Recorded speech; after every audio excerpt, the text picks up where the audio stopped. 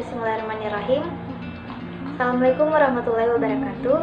Perkenalkan, kami dari kelompok 7 akan membahas materi mengenai bangun ruang sisi tegak. Adapun anggota kelompok kami yang pertama Nur Wahida Akram, saya sendiri. Yang kedua Nur Lela. Yang ketiga Rida Hikmah Ramadhani. Yang keempat Putri Ayu Puspita. Baik, yang pertama yang akan kita bahas yaitu pengertian bangun ruang dan jenis-jenisnya.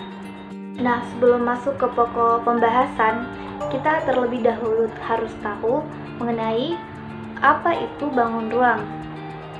Bangun ruang merupakan suatu istilah untuk bangun matematika yang berdimensi 3 yang memiliki panjang, lebar, dan tinggi, atau bangun yang terdiri dari sisi, rusuk, titik sudut, diagonal sisi, dan diagonal ruang. Nah, perhatikan gambar berikut. Pada gambar dapat kita lihat bahwa suatu bangun ruang memiliki sisi, yaitu bagian bangun yang membatasi bagian dalam dan luar. Yang kedua, rusuk, yaitu perpotongan dua bidang sisi suatu bangun. Yang ketiga, titik sudut, yaitu perpotongan tiga sisi atau rusuk. Yang keempat, diagonal sisi, yaitu suatu garis yang melintang yang menghubungkan dua buah titik sudut yang letaknya tidak berurutan dalam sisi sebuah bangun dan letaknya berhadapan. Yang kelima, diagonal ruang, yaitu sebuah garis pada bangun ruang yang menghubungkan dua buah titik sudut yang berhadapan serta tidak berurutan.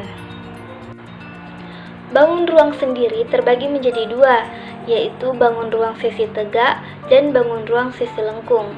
Nah, pada pembahasan kali ini, kelompok kami akan membahas mengenai bangun ruang sisi tegak. Bangun ruang sisi tegak adalah bangun ruang yang sisi-sisinya tegak. Bangun ruang ini meliputi kubus, balok, prisma, dan limas. Seperti pada gambar, terdapat gambar kubus, balok, prisma, dan limas. Nah, selanjutnya kita akan membahas mengenai konsep volume dan luas permukaan suatu bangun ruang. Nah, yang pertama yang akan kita bahas yaitu mengenai konsep volume. Volume atau biasa juga disebut kapasitas adalah penghitungan seberapa banyak ruang yang bisa ditempati oleh suatu objek. Objek itu bisa berupa benda yang beraturan ataupun benda yang tidak beraturan. Benda yang beraturan misalnya kubus, balok, limas, silinder, kerucut, dan bola. Benda yang tidak beraturan misalnya batu. Yang pertama, volume bangun ruang dengan bentuk alas sama dengan bentuk atap. Bangun ruang yang memiliki bentuk alas sama dengan bentuk atap dapat dikategorikan sebagai bangun ruang yang beraturan. Karena beraturan, maka ruang bentuk ini paling mudah ditentukan volumenya. Misalnya kubus, balok, prisma, tabung, dan sebagainya. Perhatikan gambar prisma segi 5 berikut ini. Volumenya yaitu luas alas kali tinggi. Volume sama dengan luas segi 5 dikali tinggi. Yang kedua, volume bangun ruang dengan bentuk alas tidak sama dengan bentuk atap. Misalnya kerucut dan limas. Kerucut merupakan tabung yang dipangkas miring bagian atasnya hingga bagian bawahnya, seperti tampak pada gambar berikut ini. Pada gambar terlihat perubahan dari tabung ke kerucut. Nah, dengan demikian, volume kerucut merupakan pengurangan dari volume tabung. Pengurangan yang terjadi sebesar 2/3 dari volume tabung, di mana volume tabung sama dengan 3 kali volume kerucut. Karena alas tabung berbentuk lingkaran, maka luas alasnya berupa luas lingkaran. Begitu juga alas kerucut. Jadi, rumus volume kerucut adalah volume sama dengan 1/3 luas alas kali tinggi, di mana alasnya itu luas lingkaran, sehingga volume sama dengan 1/3 luas lingkaran dikali tinggi, sama dengan 1/3 VR pangkat 2 kali T. Yang ketiga, volume bangun ruang dengan bentuk alas tidak nampak, namun masih dapat ditelusuri. Misalnya bola. Walaupun bentuk alasnya tidak nampak, namun alas bola dapat ditelusuri dengan melihat bagian tengahnya yang berbentuk lingkaran. Sehingga ada dua kemungkinan pendekatan untuk menentukan volume bola.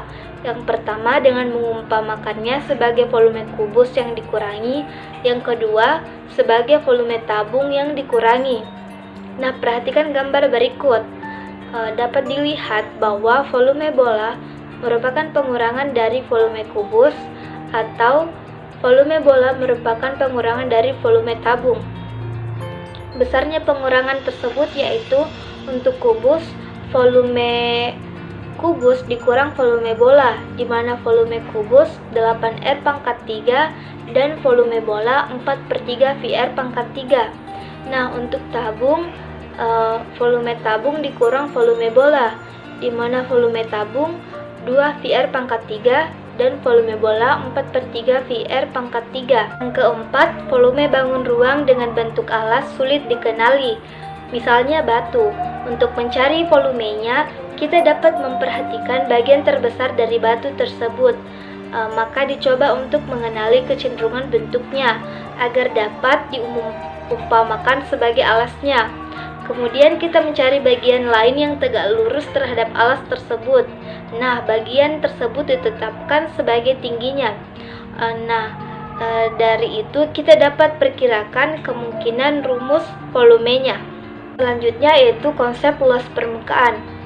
Luas permukaan bangun ruang adalah total dari keseluruhan luas dari suatu bangun ruang. Nah, luas permukaan suatu bangun ditentukan oleh jaring-jaringnya dengan menggunakan satuan luas seperti meter kuadrat dan sentimeter kuadrat. Jaring-jaring suatu bangun sendiri merupakan bentuk dua dimensi yang dapat dilipat sehingga membentuk suatu bangun ruang. Nah, oleh karena itu, luas keseluruhan jaring-jaring dua dimensi sama dengan luas permukaan suatu bangun ruang.